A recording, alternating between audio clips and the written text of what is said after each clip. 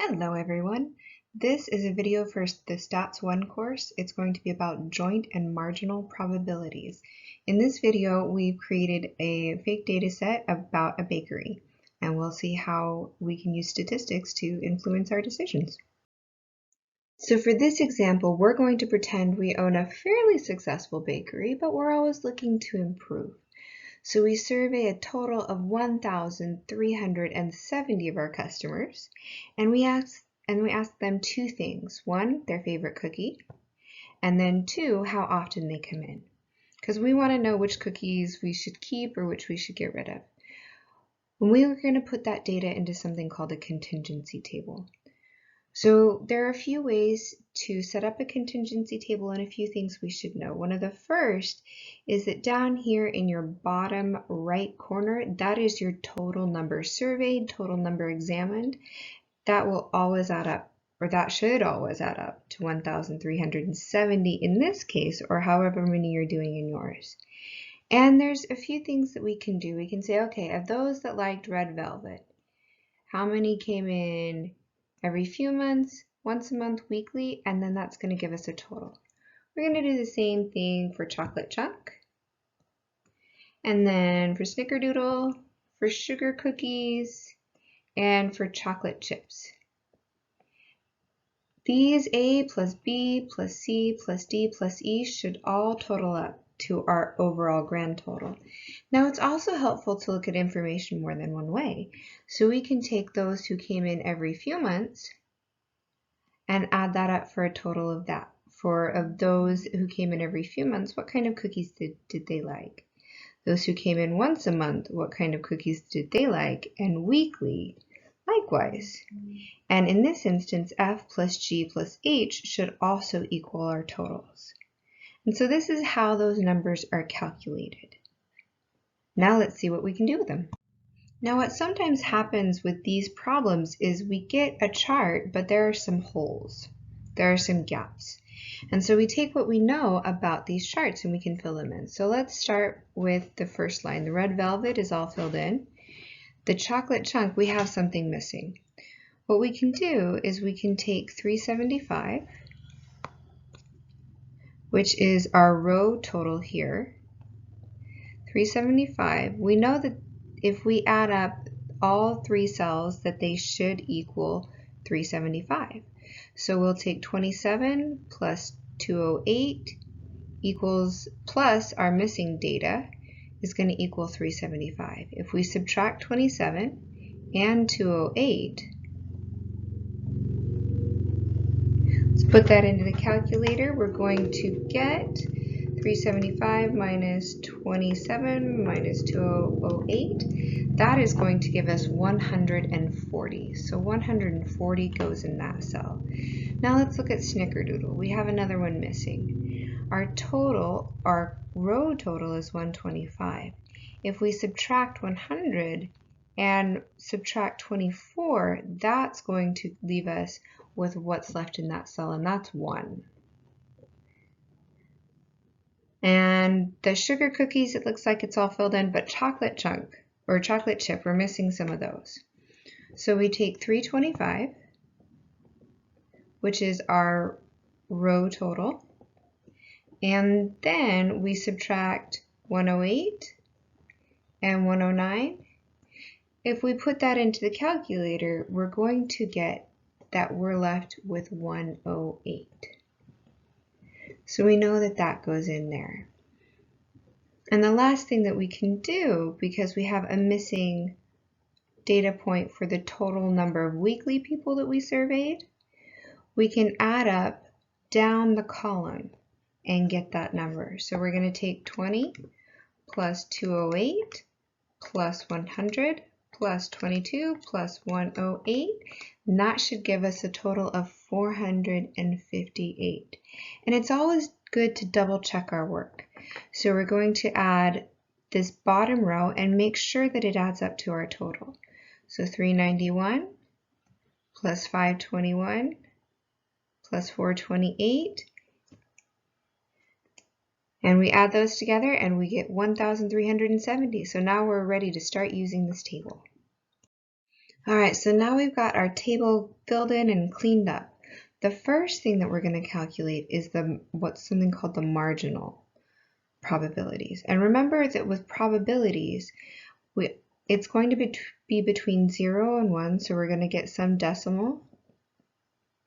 And to change it to a percent, which is oftentimes easier to work with, we multiply that by 100. And that gets us to a percent. Percents are a lot easier to work with. They're just for understanding. So the first thing that we're going to calculate are the marginal. And just like the margins of a paper or the margins of a field, these are the edges. So we're going to calculate the overall. So let's do that. So to find this first one, we're going for the red velvet. Let's take 250. That's the event divided by the overall, which is 1,370. And we're going to put that into our calculator, and we get with rounding, 0.1825. And we're just going to move the decimal place 2 places over, and that gets us to 18.25%. Now this means that of the people we surveyed, 18% or 18 and a quarter preferred the red velvet. That was their favorite.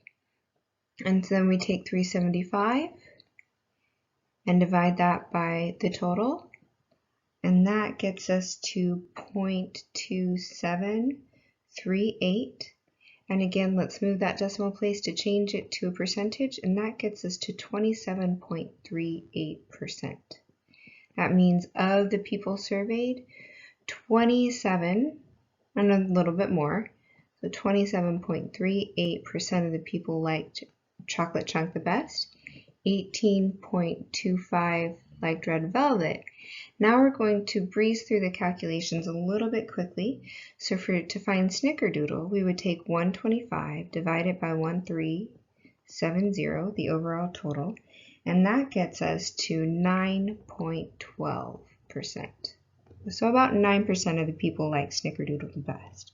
Now sugar cookies, we're going to take 295 divided by the overall 1370 and multiply by 100, we get 21.53% preferred the sugar cookie. And let's do chocolate chip, 23.72%. Now these are the overall, and these are helpful so we can say, okay, overall, the top 3 cookies that our customers like are chocolate chunk, sugar cookies, and chocolate chip. All right, that's helpful. We know our 3 most popular cookies. But this table will show later we can get more information out of this table. So the overall totals are helpful, but they're not always all the information. So now let's look at how many of our customers came in every few months of those surveyed. So we'll take 391, divide by our total number surveyed, and multiply by 100, and we get 28.54%. Some of these numbers are a little different because of rounding. And we're going to take 521, divide by 1,370, multiply by 100, and we get 38.03%. Now the last column, we're going to take 458 and divide by our total again, multiply by 100, and that gets us to 33.43. This is pretty helpful information. This tells us that on average, about 28-29% of our customers come in every few months. About 38% come in once a month, and about a third, or 33.4%, come in weekly. So these are our marginal probabilities. And remember, the margins just mean the edges. So we've covered marginal probabilities, where we're looking at the margins or the edges of our contingency table. Now we're going to talk about joint probabilities. And joint probabilities are saying what piece of the whole cake or the whole pie. So what we do is we take each cell and divide it by the overall total. So for red velvet, we would take 1,352 divided by 1,370, our total. And this joint probability tells us, okay, how much of the whole does this particular part take up? What percentage of the overall total likes this kind of cookie the best? Or, well, we want to know snickerdoodles once a month. What percentage of the whole population, the overall, likes that? And so what we do to compute this, we take each cell and divide it by the overall total. And to make this a little easier and a little cleaner, set it up in the next slide. All right, here we go. So we've enlarged the table, and here we're showing that each cell is divided by the overall total. And remember, these are joint probabilities that we're looking at. So we're going to go through, compute all of these, and that gets us our probability. And remember, probabilities are always between 0 and 1. That's your probability. So these are decimals, but sometimes decimals are a little difficult to manage or to visualize. But if we multiply each cell by 100, that gets us to a percentage, and percentages are a lot easier for us to kind of make sense of. 25% of something, 10% of something, we're just more used to that. So let's go ahead and multiply each cell by 100 to give us the percent. All right, now we've got everything transformed into percents, which are a little easier to understand. So let's look at these joint probabilities and ask ourselves what they mean. So red velvet and every few months, that's 3.8%. That means 3.8%, or almost 4, of the people that we surveyed, of our customers, they liked red velvet the best, and they came in every few months. Now let's look at the next one in the row. That's 12.99, or about 13% of our customers like red velvet the best, and they come in about once a month. Weekly and red velvet is about 4%. And as we go through the table and we look at these joint probabilities, it gives us a better understanding of who our customers are and what their preferred favorites are. This can help us in making decisions. And there are some drawbacks and some benefits to using joint probabilities. It gives us a picture of the whole, but sometimes what we're going to see in the next video is how conditional probabilities can help us to look at the data in a different way. All right, so we're almost at the end of this lesson. It's time for a quick review. So in this lesson, we've covered marginal and joint probabilities of our contingency table. Some people will call it a crosstab. We're just looking, our book uses contingency tables. And remember that we get the marginal probabilities by looking at the margins, or the edge.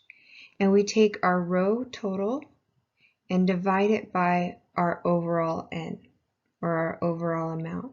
We do that for each one, and this gives us the percentage, or the probability, that the customer's favorite cookie is either red velvet, chocolate chunks, snickerdoodle, sugar, or chocolate chip. Now if we go along the bottom margin, we take the column total and divide it by the overall. We do this for each column, and it helps us to know overall what percentage of our customers come in every few months, once a month, and weekly. Now the joint probabilities is where we take each cell and divide by the total. And this helps us look at, okay, what's the overall big piece of the pie? How much of the pie, or the cookie, is taken up by those who like red velvet and come in once a month, or like sugar cookies and come in once a month? Hope you found this video helpful. Leave comments and let us know what we can do better, or if there's one that you would like to see.